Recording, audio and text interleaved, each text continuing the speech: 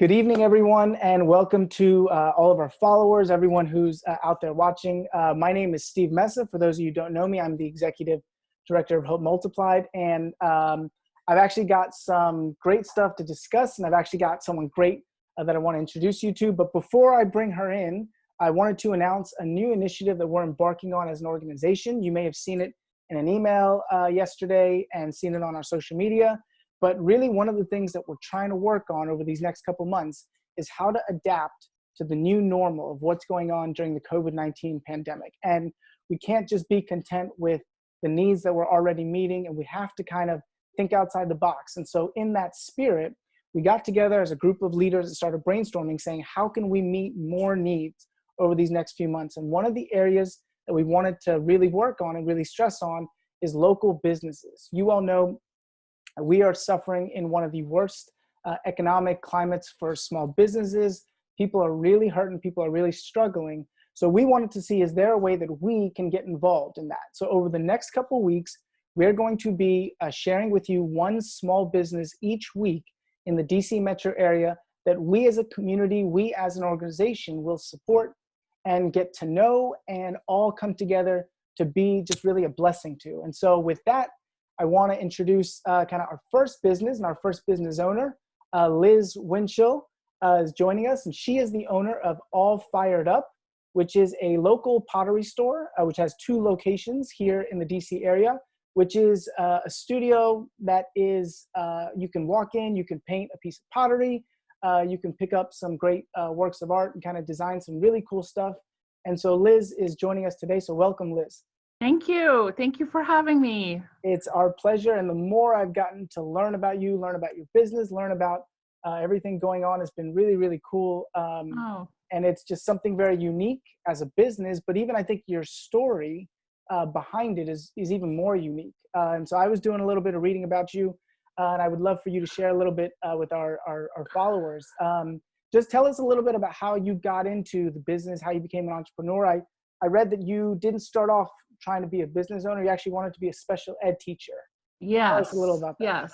Well, I grew up in the area. So I grew up in the Montgomery County area. And, in 2nd grade in elementary school, they noticed that I was dyslexic, which, these days is not really that big of a deal. And people know how to sort of manage and work through that. But back then growing up, there weren't a lot of options. And so, I ended up going to a school dedicated just for kids with dyslexia. And that continued on through high school.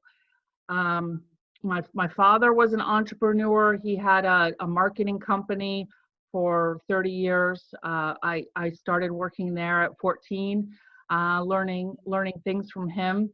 But it was definitely, my goal was to be a teacher, an elementary school teacher. Things didn't go so well. And that's really life, is that you go in a direction and then you've got bumps and you got to figure out how to turn and make things work. And I didn't do well, basically with my student teaching at all. I failed my student teaching, and they told me that I shouldn't be a teacher.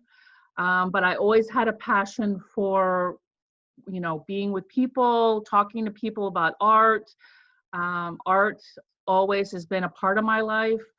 And so, I took a break. I did graduate from New England College in New Hampshire. I took a break from everything and moved out to Seattle for a couple of years. And then, I came back to the area.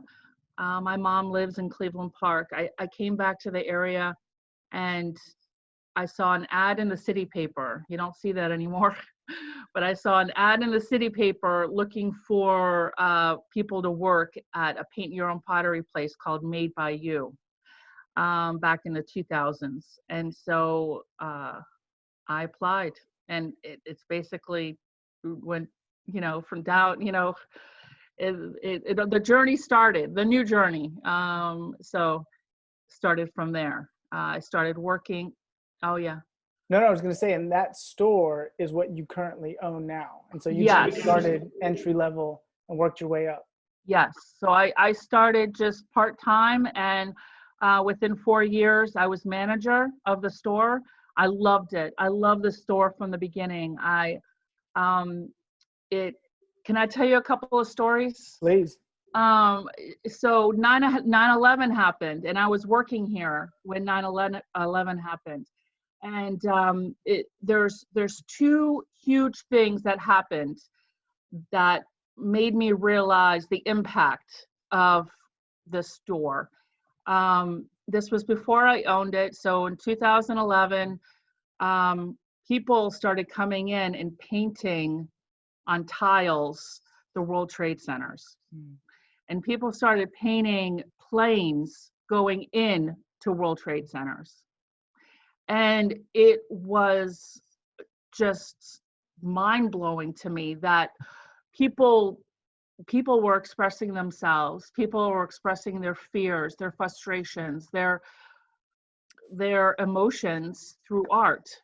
And we learn about this, we learn how art can impact, but I seeing that and being here around that was huge. And I knew that at that moment that this place was so special, and it was a place for people to come and express themselves. And so time went on. I was manager for many years. 2004, or before 2004, and about 2003, I told the owner, and I told him, I want to buy the store.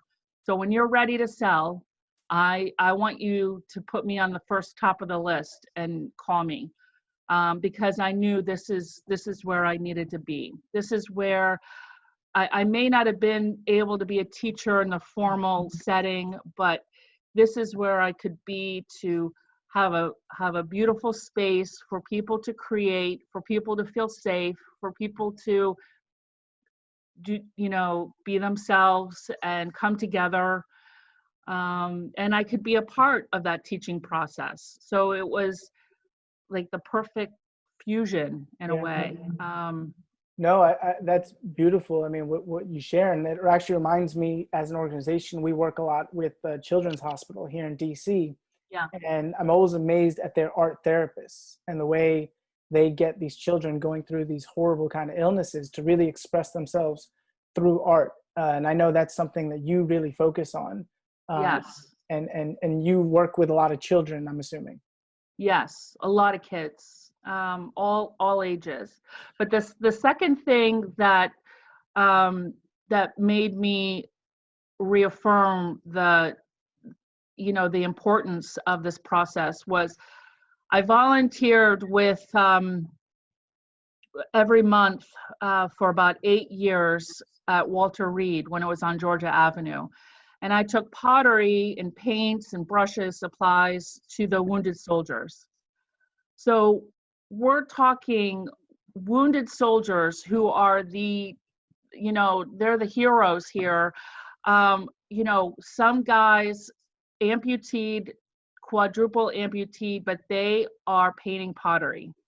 And they're painting, I brought like Humvees, I brought helicopters, I brought some military stuff, but then I also brought really less intense shapes and things for them to paint. And sometimes they would paint unicorns for their girlfriend or for their daughter. And, they would tell me that it was more effective and they got more out of this painting pottery than their occupational therapy. And it's just, to me, it's magic. It's just unbelievable. Like it touches me that, we can help them. Absolutely. So, yeah, that it's helped people. It's helped them get through difficult times.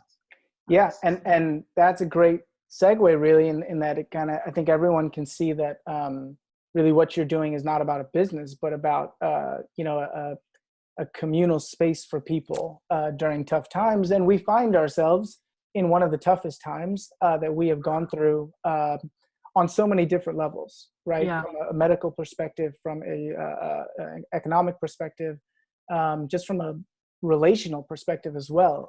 Yeah. So what have been some of your struggles as a business owner, as an entity in the community here during the COVID-19 kind of pandemic? I'm not going to lie to you, Steve. It's really hard. Um, when it first started, March 12th or so, we start 13th or so, we started closing. I thought this was only going to go on for a couple of weeks, and my first thought when it happened was my gears just switched, and I said, we'll do take-home kits. I'll deliver. This is what we'll do. We'll bring it to them. We'll make a form. We'll set up a form. We'll find a way. We'll give them. We need to make the sales to keep things going here. And I told people at the beginning, hold on to your pieces because we'll be back open. Hold on to your pieces when they're finished, and when we're back open again, you can bring the pieces back to be fired. But then every day new things were coming out in the news, and so then I just started sometimes picking up from people's houses the finished pottery, or I have people bring stuff back. But now I'm glazing and firing them. Tuesday is my glazing and firing day, and then people come and pick it up. But it's been very stressful. Take-home kits basically cover about 10% of my operating costs. So I still owe rent, in both locations. Still owe rent at the first of every month. And my bills have decreased to some extent because the kiln isn't operating all the time, or the lights aren't on. The operating expenses have gone down, but they're still happening, still bills. And I've had to lay off all my employees. They close to 30 employees, 4 full-time across both stores. And it's very stressful, very stressful. It's just, No, I know people there's so many people in the same situation, and I have to keep perspective. But then at the bottom line is that I owe rent in a couple of weeks, and where's that money coming from when I'm not getting income coming in? It's a lot. So I've applied for the PPP loan for both stores, and I received them for both stores, but there's a lot of restrictions, which doesn't make it entirely helpful. And I really hope in the next couple of weeks things change with that, because you're required to use that money that they grant you. The moment it enters your account, you have 8 weeks to use the money. But I don't have workers, and they want people to come off of unemployment, but I don't have the business, and we're not open. And even if I was open, I might only be able to have one staff person on at one time. So we're not going back to how we were before COVID. So it's just so messed up. It's just really a nightmare. Yeah. Really. No, my heart goes out to you, and I know you're responsible for a business and responsible for employees. I know we spoke before we started recording, and I know you're responsible for a little one at home as well. Yeah. And that you kind of summed up what so many people are going through. And that's why, I know that we can't solve every problem or whatever, but just for people who are watching, we actually approached Liz. Actually, when we started this initiative, she didn't approach us or anything, but we had seen her story and kind of seen her story, and we said, how can we do something? And so that's kind of what we're doing, is we're going to encourage all of our supporters, anybody who's watching right now, to go on her website, allfiredupdc.com, Yeah. and order take-home kits, order whatever you can. And it's a great activity to do at home. And what else you got going on right now? There's time. Yeah, so everyone with Prepare kids, for Father's Day. exactly. So what we're going to do on behalf of our organization is we are going to dedicate $300 to purchasing whatever equipment and whatever products that we can, and we'll deliver it to some people that are in need as well. And we're going to encourage everyone to match that, if not double that. We really want everyone to get behind you and show you as much love and support that you're showing people. And really, a lot of the businesses that you're going to see over these next couple of weeks, and Liz is a great example of this, is businesses that are helping people. So it's not just businesses that are hurting, that want to make revenue. It's people that are using what they have for good. And so it's incumbent on us to do the same thing. So, anything else we can do for you, Liz?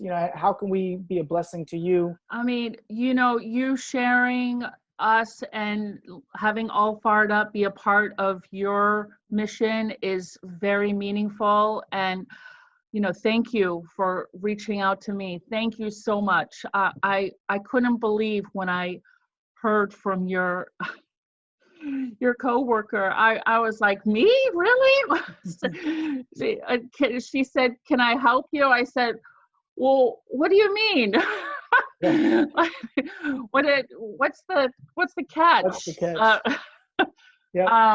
Because it's just having, people learn about us and know, I'm from the area, and we're a small business. We're not a franchise. We're just trying to, it's not a big money maker. This business is, the margins are narrow as it is. And so we want to be here for many more years. Absolutely. And so thank you for what you're doing to help me through this. My pleasure. And there's no catch at all. And so we're going to post on our website, on the COVID-19 relief page, we'll post everything about All Fired Up DC, and we'll post it on all of our social media. And Liz put a plug in for anyone who wants to go right now and buy a take-home kit. They can go to allfiredupdc.com. Order it, and let's kind of show what we can do, and we kind of all come together and make a difference. So thank you so much, Liz, for sharing your story, for being such an integral part of the community here. We really appreciate you and all you do, and hopefully you guys will be up and running to full capacity. Thank you so much. I so appreciate everything you've done now.